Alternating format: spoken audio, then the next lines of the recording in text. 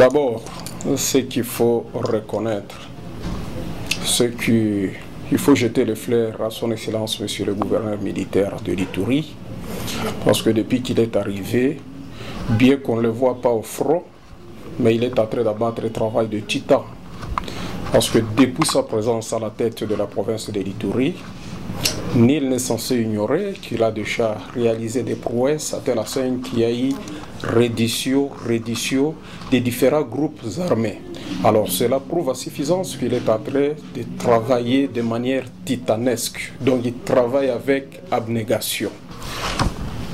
En revenant maintenant à la question que vous avez posée, la question de savoir quelles sont mes impressions sur le dialogue organisé entre les différents groupes armés au territoire d'Aru, moi je pense que c'est le résultat plausible du travail qu'il est en train d'abattre. Parce que pour que deux personnes en conflit ou deux groupes, trois groupes qui sont des protagonistes acceptent de se retrouver dans un dialogue autour d'une table de négociation, c'est qu'en amont, il y a un travail qui a été fait. C'est à ce niveau-là qu'il faut de nouveau saluer le travail abattu par son Excellence, Monsieur le gouverneur, parce que là, c'est aussi l'une de ses œuvres pour pouvoir pacifier la province de l'Ituri, tant troublée par les différents groupes armés qui continuent à équimer la paix au sein de cette province. C'est d'abord demander à tous ces faiseurs de guerre